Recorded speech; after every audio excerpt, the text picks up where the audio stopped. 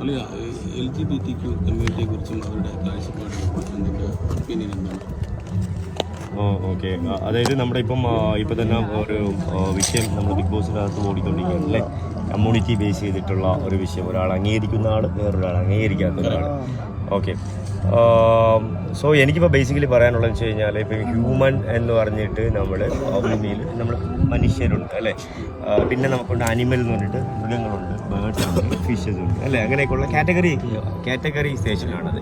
അതൊരു കാറ്റഗറിയാണ്. അതിൽ ഈ ഹ്യൂമൻ കാറ്റഗറിയിൽ ഇപ്പം നമുക്ക് കമ്പാരിസൺ ചെയ്ത് കഴിഞ്ഞാൽ ഇപ്പം നമുക്ക് അനിമലും ഹ്യൂമനുമായിട്ട് കമ്പാരിസൺ ചെയ്യാം. ഇപ്പം നമ്മൾ അനിമൽ എന്ന് പറയുമ്പോൾ ടോട്ടാലിറ്റിയിൽ നമ്മൾ അനിമൽ എന്ന് പറയും അല്ലേ. പക്ഷേ ആ അനിമലിൽ എന്തൊക്കെ ഉണ്ട്? നമുക്ക് ആനയുണ്ട്, പുലിയുണ്ട്, സിംഹമുണ്ട് അല്ലേ, മുയലുണ്ട്, എലിയുണ്ട്, എല്ലാം ഉണ്ട്.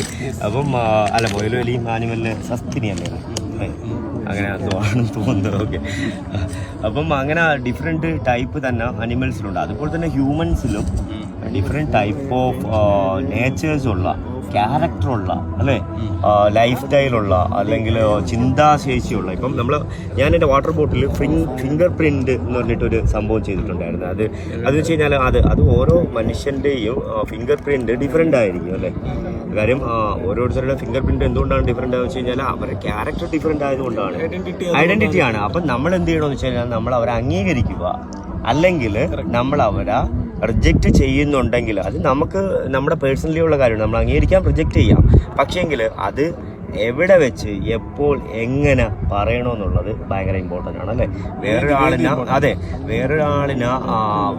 പിന്നെ വിഷമിപ്പിക്കാത്തിടത്തോളം, അല്ലെങ്കിൽ വേറൊരാളിനെ മാനസികമായിട്ട് പല കാര്യങ്ങൾ കൊണ്ട് തളർത്താതിരിക്കാതെ നമുക്ക് ഏത് തരത്തിലുള്ള കാര്യങ്ങളും നമുക്ക് കമ്മ്യൂണിക്കേഷൻ ചെയ്യാം അല്ലേ. ഇപ്പം നമുക്ക് മാറ്റാൻ പറ്റുന്നത് നമുക്ക് മാറ്റാൻ പറ്റും. ഇപ്പോൾ ഉദാഹരണത്തിന് നമുക്ക് ഒരാളിന് വെയിറ്റ് എത്ര ഉണ്ടെങ്കിലും കുറയ്ക്കാൻ പറ്റും അല്ലേ. വെയിറ്റ് കുറയ്ക്കാൻ പറ്റും, പ്രോപ്പർ ഡയറ്റ്, വർക്കൗട്ട് കാര്യങ്ങൾ, മെഡിസിൻ കാര്യങ്ങളെല്ലാം ഉണ്ട്. പക്ഷെ ഒരാളിന് ഹൈറ്റ് എത്ര വേണമെങ്കിലും കൂട്ടാൻ പറ്റും? പറ്റത്തില്ല. അപ്പം നമ്മളെന്ന് വെച്ച് കഴിഞ്ഞാൽ മാറ്റാൻ പറ്റാത്ത പല കാര്യങ്ങളുണ്ട്, മാറ്റാൻ പറ്റുന്ന കാര്യങ്ങളുണ്ട് അല്ലേ.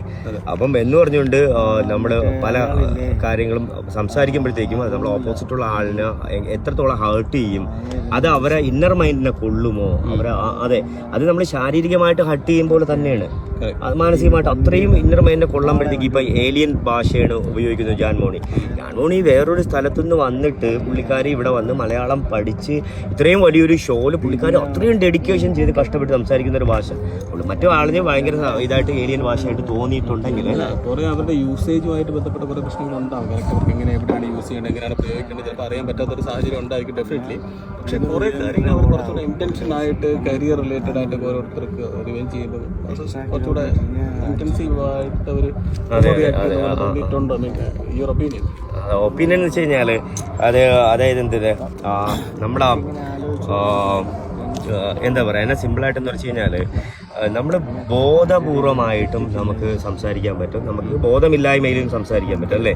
അപ്പം പല സംസാരങ്ങളും എനിക്ക് ബോധമില്ലാതെ സംസാരിക്കുന്ന കുറേ ബോധമില്ലാത്ത ആൾക്കാരെന്ന് എനിക്ക് പലപ്പോഴും തോന്നാറുണ്ട്.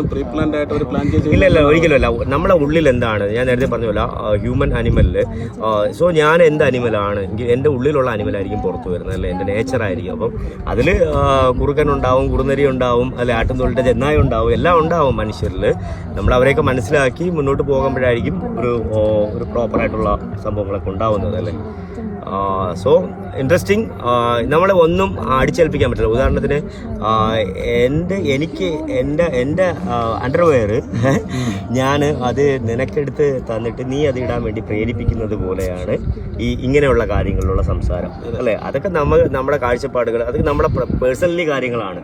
അതിൽ കയറി ഇടപെടുന്നതിനോട് ഞാൻ ഒരിക്കലും റോക്കി എന്നുള്ള രീതിയിൽ ഒരിക്കലും യോജിക്കുന്നില്ല. അത് 100% റോങ് സ്റ്റേറ്റ്മെൻ്റ് ആണ് അവിടെ ആര് പറഞ്ഞിട്ടുണ്ടെങ്കിലും. ഓക്കെ.